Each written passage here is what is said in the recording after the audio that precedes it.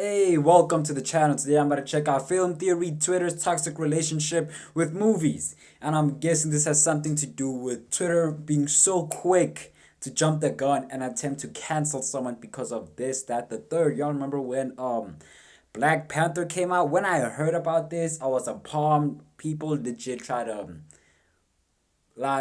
boycott or some ish, like not get the movie to release just because Michael B. Jordan had himself a white girlfriend at the time. I'm not sure if they're still together now, but I don't know. He had a white girlfriend at the time, and people just felt like it wasn't appropriate if you're casting in this movie about this. Oh my gosh, I was just, bro, it's not even that serious. And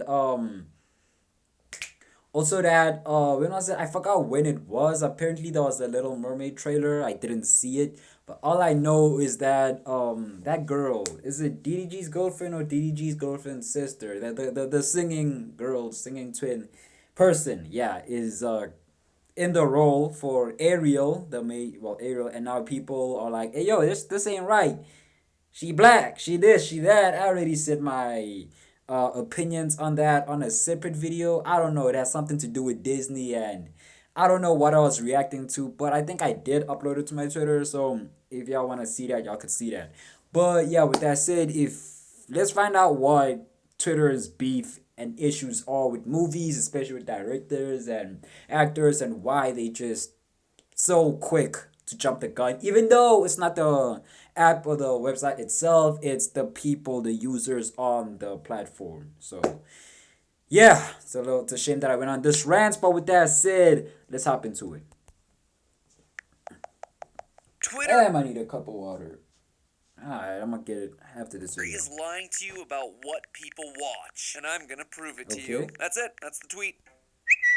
Hello, Internet. Welcome. Yeah, to and there's no Film evidence to Theory, back the it show up. That won't make you pay $8 Just say ish. for a fake blue check mark. Like you say one thing, then someone else is gonna believe that, and then somebody else is gonna take that cap, that joke, that laugh, and turn it and believe, like find a way to convert it into truth, because that's what they believe. They believe a joke or a meme is truth, because they're not informed, or they did not catch the joke, and then they all start believing it. And oh my lord. Up quiz theorists. What's the most watched show on television right now?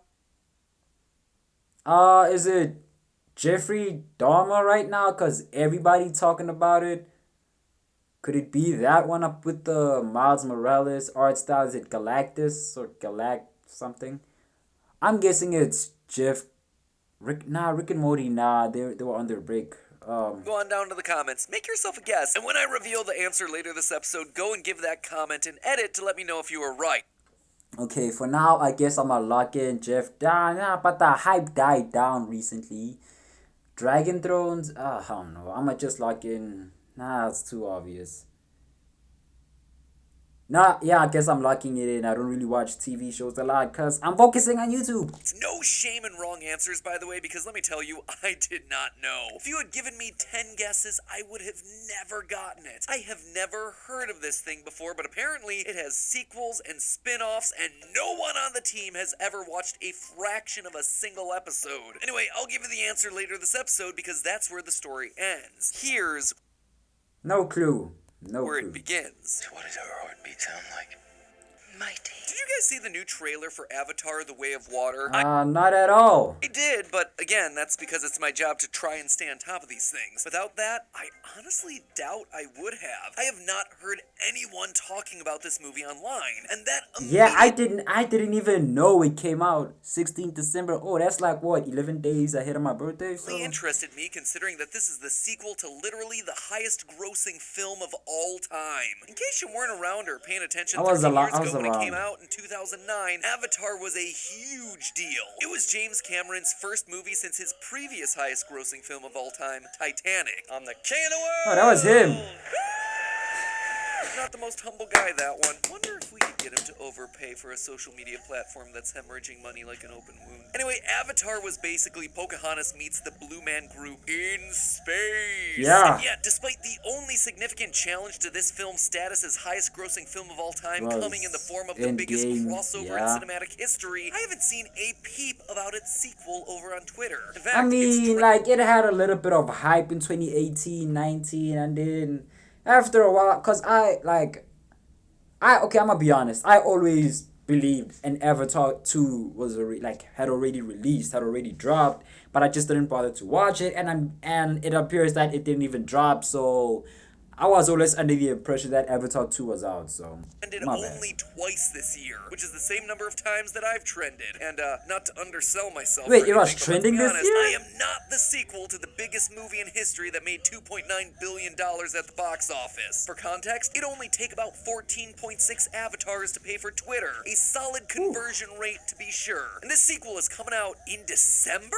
Hold on, that soon? Seriously, what is going on here? Because my analytics brain knew that Avatar did super well, the lack of Twitter chatter actually made me curious enough to look deeper into it. Maybe people just don't care about this movie. But no, that doesn't seem to be the case at all. Avatar 2 has been tracking super well. According to the Quorum, a website that compiles pre-release film data, The Way of Water's been tracking consistently high in awareness, interest, whether people will Yet no hype has really been surrounding it. No one has really talked. Maybe it's just a certain group, maybe, or maybe they're just paying them off, like paying off bots or some actually ish. pay to see it, and if they'll see it in theaters. Basically, a ton of people already know about Avatar 2, and they're willing to pay to see it on the big screen. In fact, Avatar 2 has been ahead of Black Panther Wakanda Forever for the entirety of the year, only falling into second place the week that Black Panther 2 came out. All of Okay. this while marketing for the movie has barely gotten beyond a trailer or two. Honestly, looking at these numbers had me baffled. Was the tracking data just wrong? Turns out, no. In truth, what goes viral online isn't necessarily what's actually popular. And the Okay. worst culprit perpetuating all of this is Twitter. What's talked about on Twitter is not reflective of what people are actually talking about True. out in the real world. If you actually look at the numbers, Twitter is borderline lying to you about what people actually care about in their TV and film media, and I'm about to prove it to you. To start things Okay. off here, let's put some things in perspective. We forget just how small a platform Twitter actually is. In 2022, it's estimated that Twitter has 396.5 million users. If we're unrealistically generous to Twitter and assume that none of those are bots or people with multiple accounts, that means that just about 5% of the world's population has a Twitter account. It's not too shabby, don't get me wrong, but for comparison's sake, let's just put that up against YouTube. YouTube has an estimated 2.6 billion Woo! monthly active users. No disrespect. No disrespect. And if we again assume that there are no bots or users with multiple accounts, that means that just under a third of the world's population uses YouTube every month. Twitter's 396.5 million figure is their entire user base, not just the people who are using it at least once a month. And believe it or not, See what I'm saying, bro? When you let me just let him finish. But if you know it's on YouTube, bro, that shit is definitely pop. But then again, it did drop on YouTube, the trailer. But I don't know. I don't really see a lot of hype around it, man. YouTube isn't even the biggest fish in the sea. Other social media What? is just as huge, if TikTok, not bigger. yeah. TikTok has itself an estimated 1 billion monthly active users. Instagram has 1.4 billion. Facebook has an insane 2.9 billion. Heck, even Pinterest and Reddit are bigger than Twitter, with 480 million and 430 million monthly. Crazy thing about Pinterest, I only found out about it this year. It's actually kind of cool that they got. I'm just there for the images and ish. So, yeah, I'm so behind with this stuff. Active users respectively. What's more, a study from November of 2021 found that just 25% of Twitter's user base generates 97% of the website's content. That translates to fewer than 100 million people dictating almost all the conversation on Twitter. And those voices are massively overrepresented by journalists and media personalities who use Twitter to source and break news. I mean, just how many articles have you seen claiming that people are furious about thing, and then you click on it and all they're doing is citing random tweets from random accounts. No Yeah. facts or trends or data, just the opinion of a very small They just take you this is what I said at the beginning. They take this fact, this, that. They don't even look deep into it. They just see that one thing, believe it, twist it, put it in. Somebody else sees it, believe it, twist it, add their own flavor to it, and then chef's kiss. of one or two random tweets. What's more, what users actually see on Twitter is very tailored to their own interests. Just like a lot of social media, Twitter's algorithms create echo chambers that only show you the things that you actively engage with. So, while you might think that you're getting shown a bunch of new and different ideas and topics all the time, you're actually just getting fed things that Twitter thinks that you're gonna like and follow. For example, if you're really into the MCU, you're gonna get served a lot of MCU content in your browsing. Yeah. Also a lot of Guilty Gear. Twitter really thinks I'm gonna be into Guilty Gear for some reason. And the thing is, that vocal minority on Twitter is driving a lot of the decision making that's happening in and around Hollywood. Sometimes the changes are for the better, like when Sonic the Hedgehog's design got completely overhauled thanks to the social media backlash against ugly Sonic. But sometimes they're for the worse, like when Star Wars crumbled under the social media pressure brought upon by The Last Jedi to make the confusing, unfocused, and apologetic mess that was the rise of Skywalker. And we're not just talking about the decisions inside the movies themselves that are being affected by of the Star Wars franchise, if I'm being honest. I feel like it's too late for me to just properly start watching and the TV shows and I feel like it's a little too late for me now. Of course, but what gets greenlit in the first place? The fantasy book series Aragon just got picked up by Disney thanks specifically to a fandom surge on Twitter. Daredevil actor Charlie Cox has repeatedly said that the Save Daredevil Twitter campaign saved his career after corporate disagreement got the show canceled on Netflix. Morbius was re-released in theaters because clearly everyone memeing the thing on Twitter wanted a chance to morb all over the theater. Yeah, and what a course, meme, bro. There's the Snyder Cut of Justice League, where heads of the company went on record to say, quote, "Since I got here 14 months ago, the chant to release the Snyder Cut has been a daily drumbeat in our offices and inboxes." Well, the fans have asked, and we are thrilled. Hey, yo, give me a minute.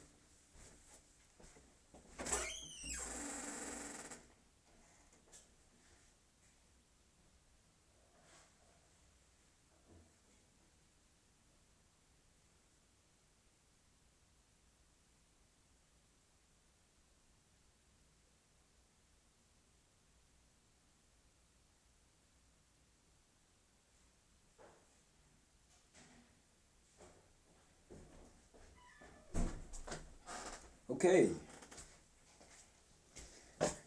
Okay. Save.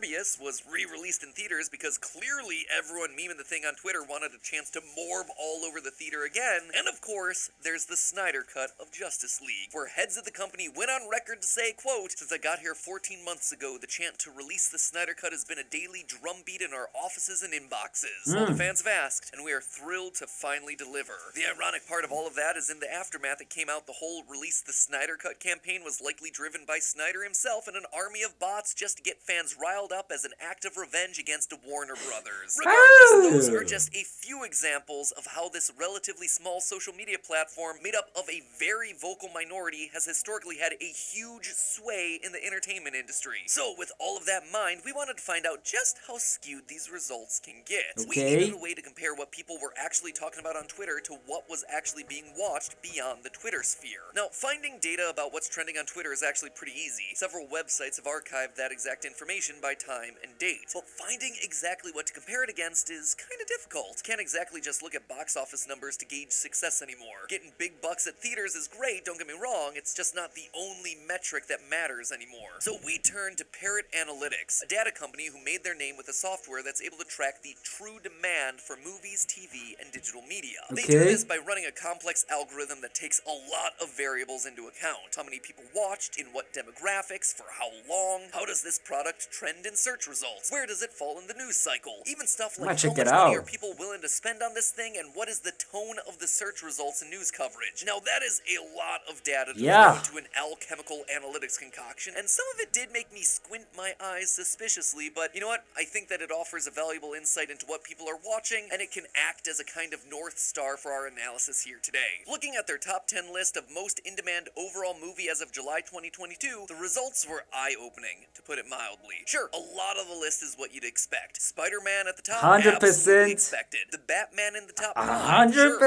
Batman. But then he had some surprises. Hold up. Multiverse of Madness. Love and Thunder. It's I don't know. Venom 2. Let There Be Carnage earned the number 2 most in-demand spot. That tracks, considering it was the 3rd highest-grossing film of 2021.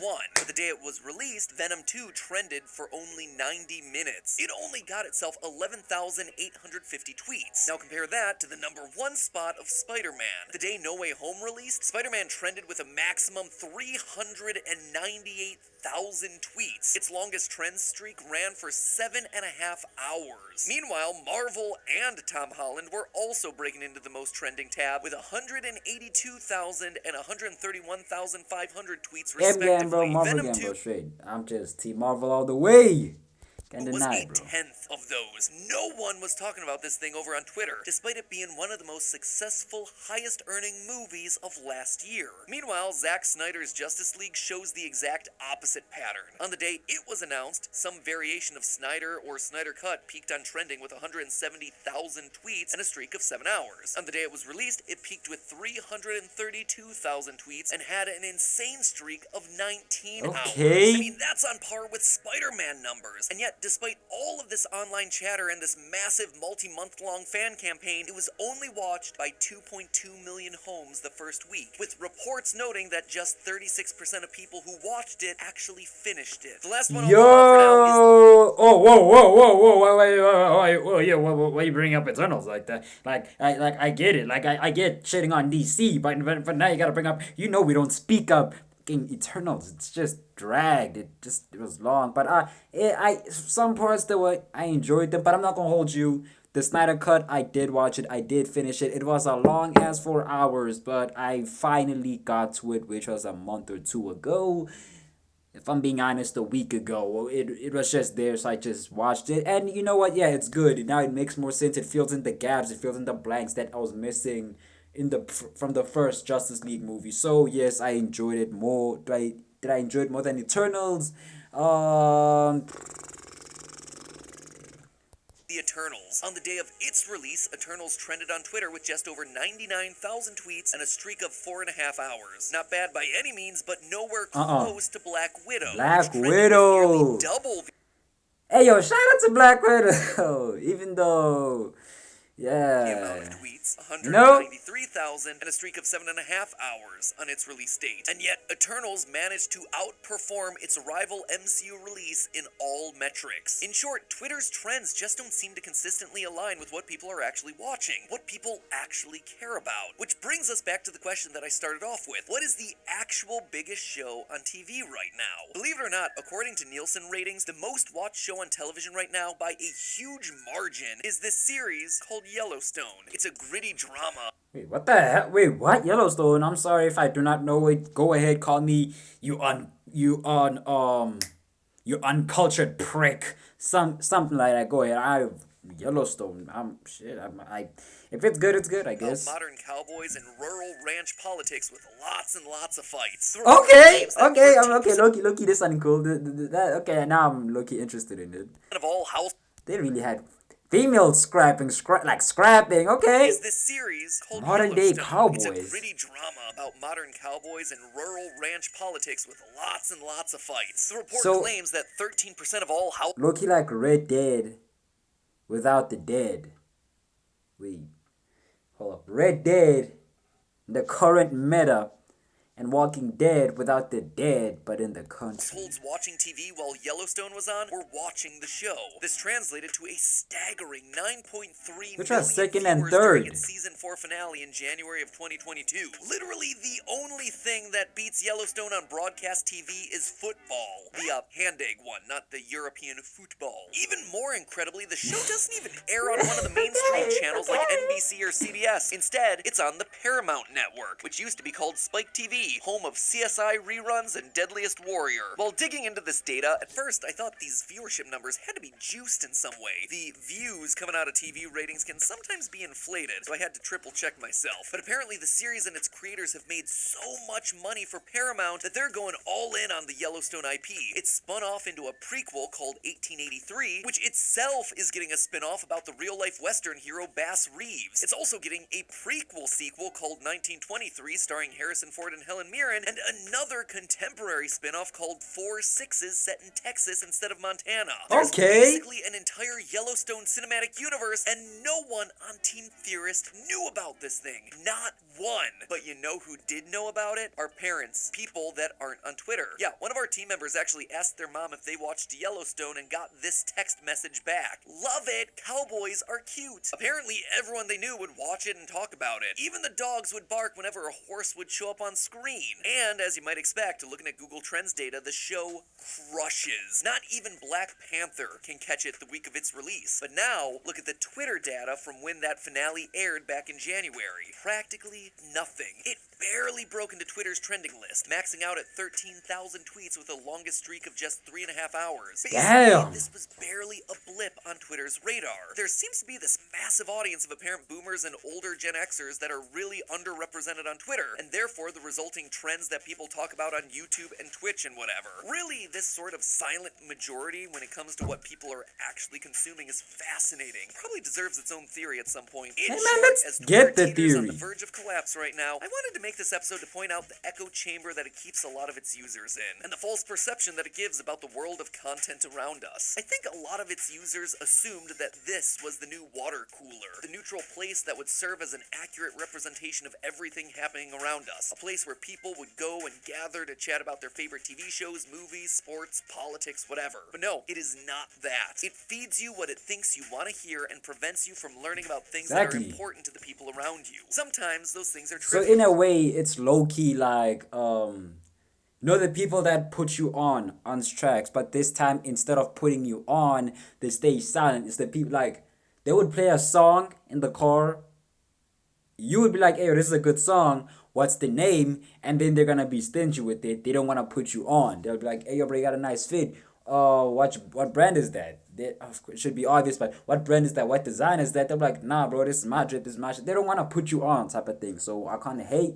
But then again, it's not that they don't wanna put you on. They're just not connected into the whole meta realm, I guess. Like I a don't show know. about hunky cowboys. But oftentimes, it's stuff that's a whole lot more important. And so, regardless of the platform's low-key Far future, Cry I warn 5 you energy. to not fall into the trap that the Disneys and Warner Brothers did, making decisions off a few tweets coming from a very vocal subset of the most extreme users. Or worse, basing your opinions off an army of bots created by deep-pocketed users with ulterior motives. Now, if you'll excuse me, I've got to go see how Rip's sheriff investigation goes after his accident with those tourists. It's a Yellowstone thing you spoiler. wouldn't understand, or maybe now you will. But hey, that's just a theory. A film theory. And cut.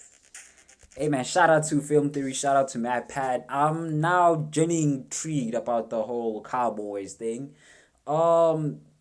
If I don't know, man, I guess I'm gonna watch an episode maybe when I'm free. When am I free?